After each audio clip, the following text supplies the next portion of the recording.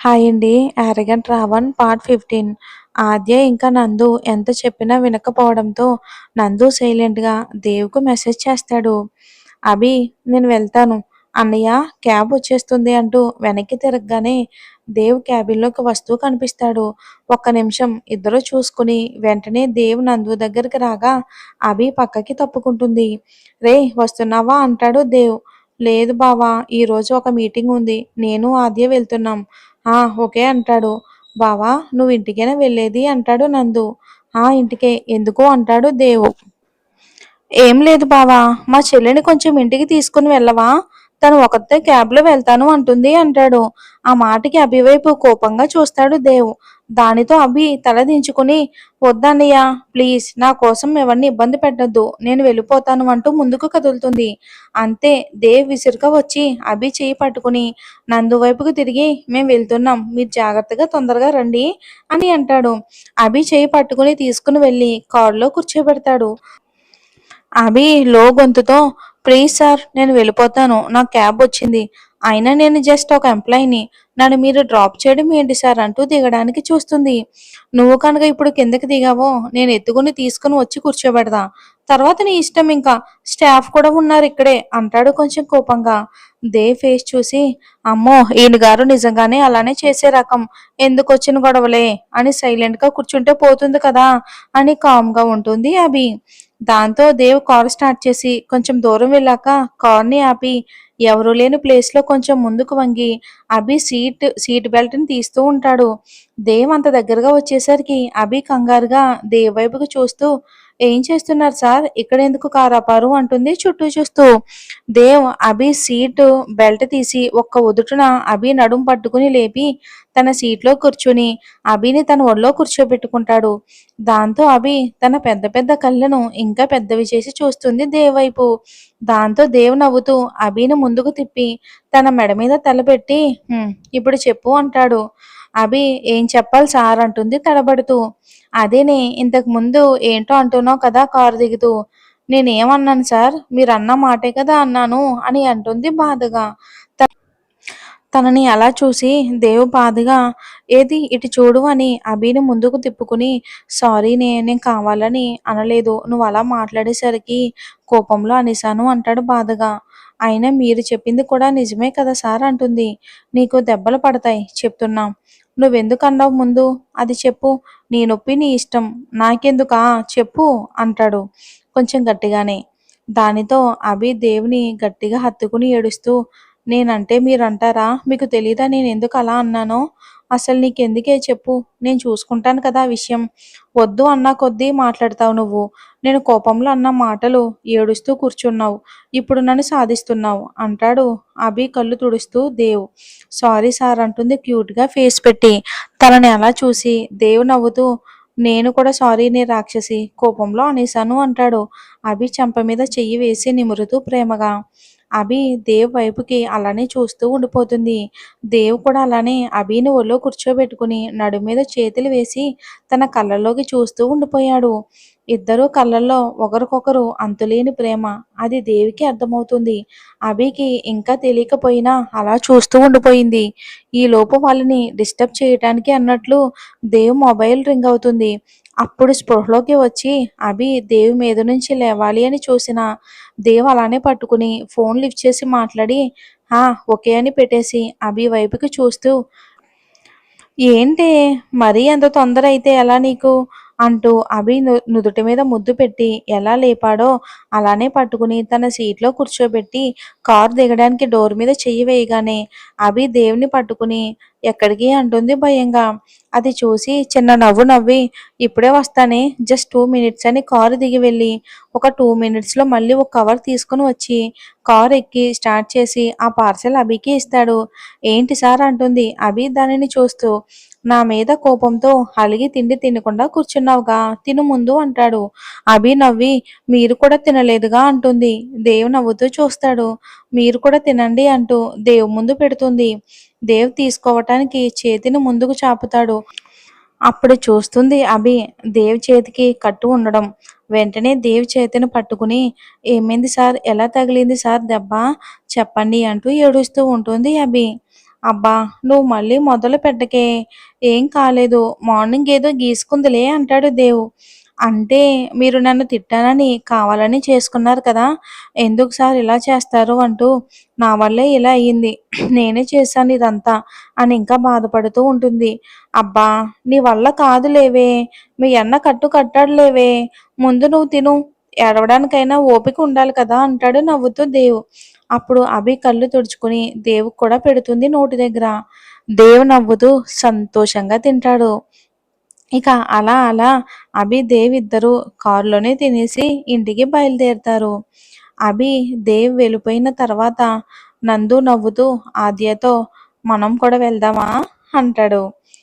ఎక్కడికి నందుగారు? మీటింగ్ ఉంది అని నాకు మీరు ముందే చెప్పలేదుగా. అయినా నాకు తెలిసి ఇప్పుడు ఏ మీటింగ్ లేదు కదా అని అంటుంది ఆద్య నందుతో. దానికి నవ్వి నందు మీటింగ్ లేదు ఏమీ లేదు. నేను కావాలని చెప్పాను ఆద్య. అంటే నేను నేత్రాన్ని బావతో పాటు పంపాను అంటాడు కావాలని నవ్వుతూ. ఎందుకు నందుగారు అంటుంది ఆద్యకి అర్థం కాక అయోమయంగా. అబ్బా ఆద్య చెప్తానులే పద మనం కూడా వెళ్దాం అని ఆద్యని బయటికి తీసుకుని వస్తాడు నందు.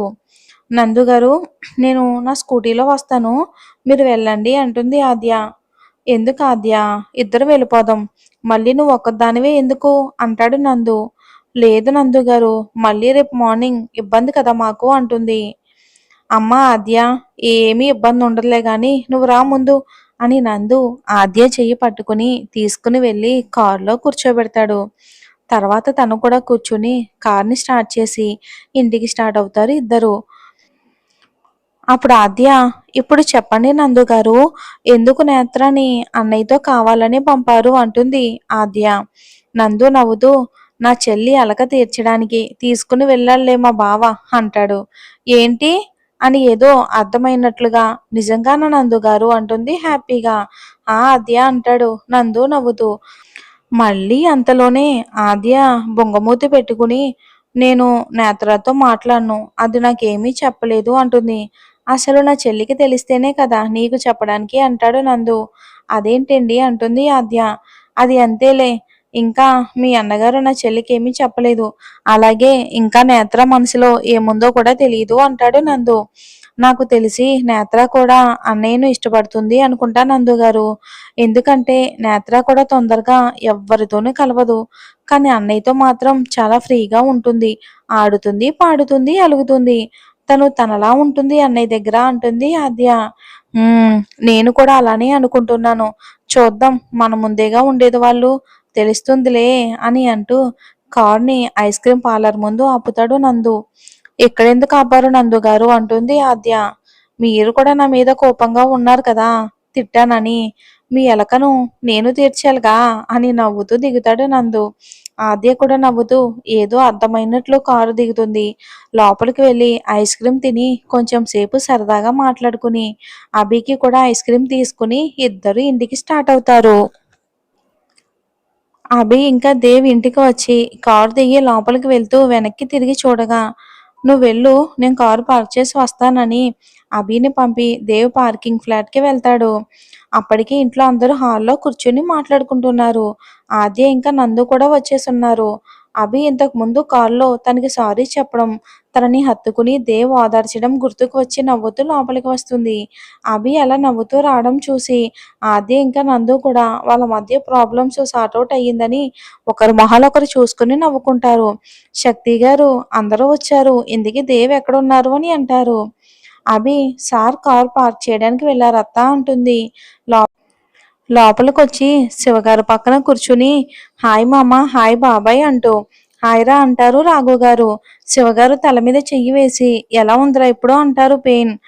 తగ్గింది మామ లేకపోతే అమ్మ అత్త నన్ను ఆఫీస్కి వెళ్ళనిచ్చే వాళ్ళే కాదు అంటుంది. ఆ అది నిజమేరా అంటారు రాఘవ గారు నవ్వుతూ. అప్పుడే కిచెన్లో నుంచి అందరికీ జ్యూస్ తీసుకుని వస్తున్న సీత గారు రే ఏమైందిరా ఎందుకు నీ కళ్ళు మళ్ళీ ఎర్రగా ఉన్నాయి అంటారు కంగారుగా. ఆ మాట వినడంతోనే అందరూ కూడా చూసి కంగారు వచ్చి నిజమే ఎందుకు అలా ఉన్నాయి కళ్ళు ఏమైంది చెప్పు లేకపోతే డాక్టర్ని పిలిపిద్దామంటారు శివగారు. వాళ్ళందరి ప్రేమకి అభికి కళ్ళల్లో నీళ్లు తిరిగాయి. అది చూసి శక్తి గారు రే నందు ఏంట్రా అలా కూర్చున్నావు కాల్ చేసి డాక్టర్ని పిలువు అంటారు. అబ్బా మీరందరూ నేను చెప్పేది వినండి అని కొంచెం గట్టిగా చెప్పి సీత గారిది శక్తి గారిది చేతులు పట్టుకుని మీరందరూ నా మీద చూపిస్తున్న ప్రేమకి నాకు చాలా హ్యాపీగా ఉందత్తా. ఇదిగో ఈ కన్నీళ్ళ ఆనంద బాష్పాలు అర్థమయ్యిందా అమ్మా అంటుంది నవ్వుతూ వాళ్ళని చూసి. పిచ్చి పిల్ల అని అంటారు శివగారు ప్రేమగా తల నిమురుతూ. ఏమో మామ నాకు భయం వేస్తుంది. చిన్నప్పుడు అమ్మా నాన్నతో ఇలానే హ్యాపీగా ఉండేదాన్ని. మళ్ళీ ఇన్ని రోజుల తర్వాత మీతో ఇలా ఉంటున్నాను. మళ్ళీ ఇది కూడా దూరం అయితే నేను తట్టుకోలేను అంటుంది బాధగా అభి. తను అలా అనగానే నందు ఎందుకు దూరం అవుతుందిరా? ఈ హ్యాపీనెస్ నీకు లైఫ్ లాంగ్ ఉంటుంది. ఎలాగో నువ్వు లైఫ్ లాంగ్ ఇక్కడే ఉంటావు కదా అని అంటాడు. ఇంకెందుకు అందరం ఎప్పట్లాగానే హ్యాపీగా ఉండొచ్చు అని అంటాడు. ఇక తను అలా అనగానే సీత గారు రాఘవ్ గారు అయోమయంగా చూస్తారు. శివగారికి శక్తి గారికి మాత్రం వాళ్ళకి డౌట్ ఉంది కనుక నవ్వుతూ చూస్తారు. వాళ్ళ అమ్మ నాన్నల ఫేస్ చూడగానే తను ఏమన్నాడో అర్థమయ్యి ఏం చెప్పాలో తెలియక దిక్కులు చూస్తాడు. ఇప్పటి వరకు వాళ్ళని గుమ్మానికి ఆనుకుని నవ్వుతూ చూస్తూ ఉన్న దేవ్ నందు అలా అనగానే గుర్రున చూస్తాడు. నందు తల తిప్పి దేవ్ వైపుకు చూసి బాబోయ్ మా బావేంటి అలా చూస్తున్నాడు, ఇప్పుడు ఎలా అని సైలెంట్ గా నా కాల్ వస్తుంది అని కంగారుగా వెళ్ళిపోతాడు నందు. అభి ఆలోచన మాత్రం నందు అన్న మాట దగ్గరే ఆగిపోయింది. ఎప్పుడు ఇక్కడే ఉంటావు కదా అనే మాట దగ్గరే. తనకు ఆ మాట బాగా నచ్చింది. అండ్ అదే టైంకి దేవ్ కూడా గుర్తుకొస్తాడు. కానీ అంతలోనే నేను ఎక్కువ ఆలోచిస్తున్నాను అనుకుని సైలెంట్ అయిపోతుంది. ఇంకా టాపిక్ మార్చాలని దేవ్ వచ్చి ఆద్య పక్కన కూర్చొని అత్త ఇందుకే నీ క్వశ్చన్కి ఎవరూ ఆన్సర్ చెప్పలేదు కదా అంటాడు. అభి వైపుకు చూసి నవ్వుతూ దేవ్ ఆ మాట అనడంతో సీతగారు అవును నువ్వు చెప్పరా కళ్ళెందుకు అలా రెడ్గా ఉన్నాయి చెప్పు అంటారు. అభి దేవ్ వైపుకు మింగేసేలా చూస్తుంది. దేవ్ అభిని చూసి నవ్వుతూ ఎవరూ వాళ్ళని చూడడం లేదు అని అభికి కన్ను కొడతాడు. దెబ్బకి అభి ఉలిక్కిపడి కంగారుగా చుట్టూ చూసి తర్వాత సీతగారితో ఏం కాలేదు మా కొంచెం వర్క్ ఎక్కువయింది అంతే అంటుంది. ఆ మాట వినగానే నానా నేను చెప్పాను కదా నేత్రకి కొన్ని రోజులు వర్క్ ఏమీ ఇవ్వొద్దని అని అంటారు శక్తి గారు దేవుని చూస్తూ. అబ్బా రాక్షసి చూడు ఇప్పుడు కావాలని ఇరికించింది దొంగ మొహంది అని తిట్టుకుంటూ మా నీ కోడలికి వర్క్ ఇచ్చింది వాళ్ళ అన్నయ్య తనని అడుగు నన్ను కాదు అని అక్కడ లేని నందుని ఇరికిస్తాడు దేవ్.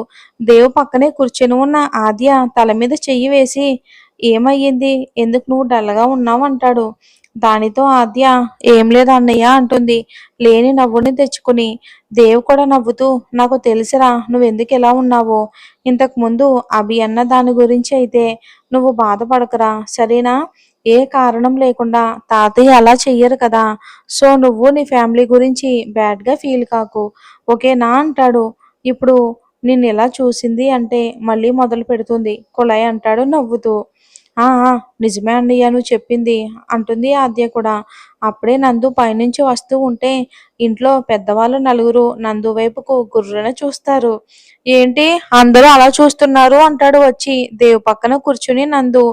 ఇంకా మొదలు పెడతారు అందరూ వరుస పెట్టి. అసలు నీకు బుద్ధుందా నేత్రకి వర్క్ ఎలా ఇచ్చావు నువ్వు.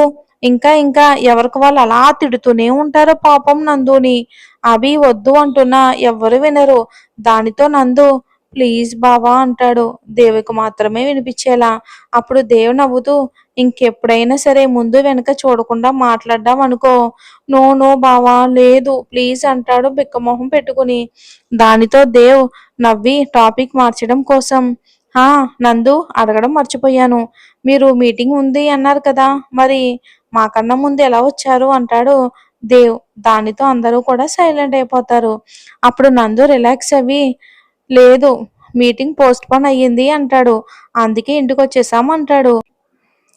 ఇంకా తర్వాత నందు తీసుకుని వచ్చిన ఐస్ క్రీమ్ తినేసి నాకు ఆకలిగా లేదు ఇంతకు ముందే తిన్నాను అని అభి ఇంకా దేవ్ ఇద్దరు కూడా నిద్ర పూనుకోవడానికి వెళ్తూ ఉండగా ఒక్క నిమిషం అని ఆపి మీరందరూ కూడా రేపు ఆఫీస్కి ఆఫ్టర్నూన్ వెళ్ళాలి అంటాడు. ఎందుకు మా అంటాడు దేవ్. రేపు మన ఇంట్లో పూజ ఉంది సో అందరూ ఉండాలి అంటారు. దానితో ఇంకెవరు ఏం మాట్లాడకుండా ఒకే అమ్మ అని దేవ్ ఇంకా నందు వెళ్ళిపోతారు. వాళ్ళు వెళ్ళగానే సీతగారు లోపలికి వెళ్ళి ఇద్దరికి 2 గోల్డ్ ఆర్నమెంట్ సెట్స్ తీసుకుని వచ్చి రేపు ఇద్దరు ఇవే వేసుకోండి అంటారు. ఇప్పుడు ఎందుకమ్మా ఇవి అని అంటారు ఇద్దరు. లేదు. మాకు మాత్రం ఆడపిల్లలు ఎక్కడున్నార్రా? మీరే మా పిల్లలు అనుకుని ఇస్తున్నాం. తర్వాత మీ ఇష్టం అంటారు ఇద్దరు. దానితో ఇంకిద్దరు ఏమీ అనలేక తీసుకుంటారు.